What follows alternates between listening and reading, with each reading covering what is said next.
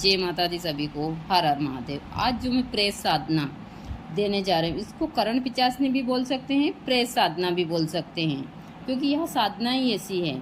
और यह साधना आप रात्रि के समय ही कीजिए। काफ़ी चमत्कारी और बहुत प्रभावशाली साधना है। साधना इस प्रकार मैं पूरी विधि देती हूँ मंत्र सहित। वीडियो पूरा देखिए और विस्तार से देखिए, उसके बाद में आप साधना कीजिए। पहले तो साधक को दीक्षित होना चाहिए गुरु से, और अच्छे गुरु के सानिध्य में रहकर ये साधनाएं करते हैं तो बहुत जल्दी सफलता प्राप्त होती है। लेकिन इन छोटी छोटी साधनाओं को कर कर हम हमारे जीवन को सुखी बना सकते हैं, अच्छे कार्य के लिए करते हैं तो। यह साधना बहुत ही सरल और बहुत आसान है, लेकिन यह निर्जल स्थान पर ही की जाती है। जैसे किसी शमशान भूमि के वहाँ पर बबूल का पेड़ हो, यह साधना बबूल के पेड़ के नीचे ही की जाती है। दूसरा, किसी नदी के किनारे, किसी पुराने कुआं या बावड़ी के ऊपर, किसी जलाशय के ऊपर, और यह पेड़ कम से कम ज़्यादा नहीं तो 30 से 40 साल पुराना होना चाहिए। अब पेड़ के नीचे बैठकर एक आसन लगाकर ऊन का सामने आप धूना भी जला सकते हैं, लेकिन आपको प्रतिदिन इसमें 108 बार हवन करना होगा। वह हवन होगा काली तिल और काले उड़द का घी के साथ में।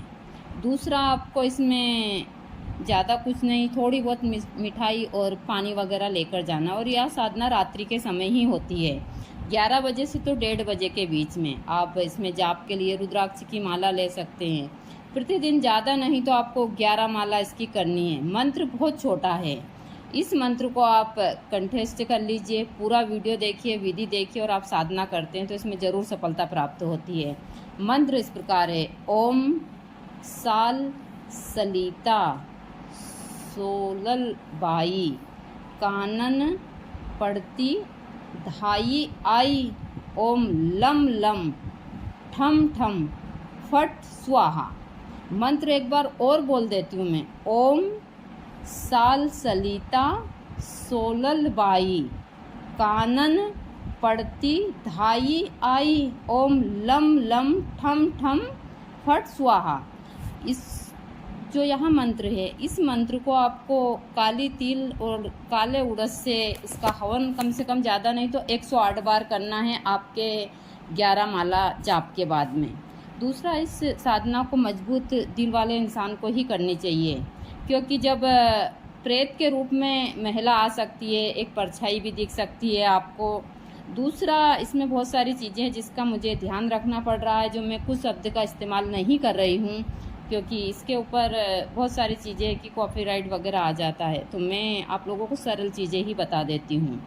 इसमें जब भी कोई कुछ मांगे तो कुछ आपका ऐसी चीज़ें आपको देनी होगी, जैसे आप अनार का फल ले जाइए साथ में, या थोड़ा बहुत खुद का रक्त निकाल कर आपको दिखता है तो उनको भी आप दे सकते हैं।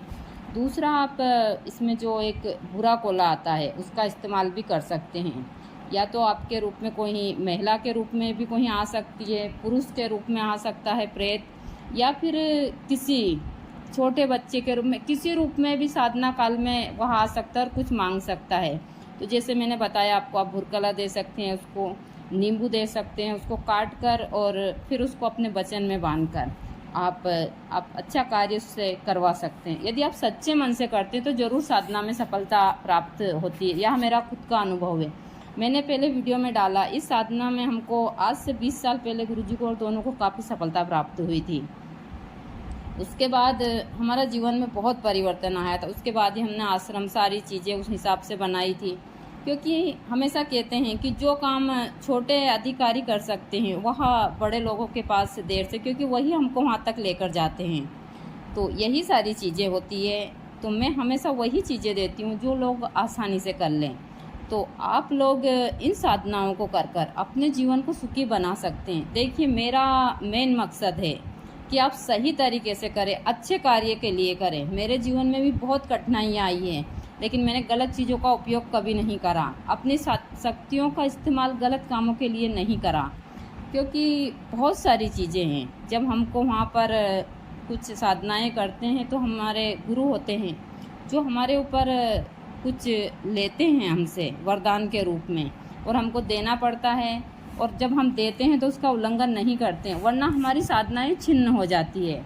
ऐसी बहुत सारी चीज़ें हैं। हम कहते हैं कि हमको पहले हमारा काम होता था, अभी नहीं होता है, तो इससे गुरु का आशीर्वाद जब आपके ऊपर से हटता है तो आपकी सारी साधनाएं रुक जाती है। बहुत सारी चीज़ें इनमें जिसका ध्यान रखना पड़ता है, कोई विस्तार से बताता नहीं है। लेकिन मेरे वीडियो कोई विस्तार से देखते भी नहीं है, बहुत कम लोग देखते हैं। दूसरा, महिलाएं तो इस चीज़ में दूर दूर तक नहीं है, गिनी चुनी महिलाएं थोड़ी बहुत है। लेकिन मेरे पति महाराज और मैंने काफ़ी साधनाएं की है, हर क्षेत्र की साधनाएं। तो मेरा कर्तव्य बनता है सही चीज़ों को बताना। दूसरा, आप लोगों को इस साधना में जब तक साधना काल में रहना है, ब्रह्मचारी का पालन करना है। किसी व्यक्ति से बाहरी से ज़्यादा बोल चाल कुछ साधना काल में रहें तब तक। और आप साधना अच्छे योग में भी कर सकते हैं, नवरात्रि में कर सकते हैं। साल में 4 बार नवरात्रि आती है, 2 गुप्त नवरात्रि और 2 बड़े नवरात्रे। आप नवरात्रि में कर सकते हैं, होला दीपावली कभी भी कर सकते हैं। यह 11 दिन की होती है, 21 दिन की होती है, 9 दिन की भी होती है। आप अपनी इच्छा के अनुसार इस साधना को कर कर सफलता प्राप्त कर सकते हैं। एक बार में नहीं होती है तो आप इसका प्रयास कीजिए कि आप इसको डबल करें, लेकिन हार मत मानिए। सच्चा साधक वही होता है जो साधना के क्षेत्र में हार नहीं मानता है।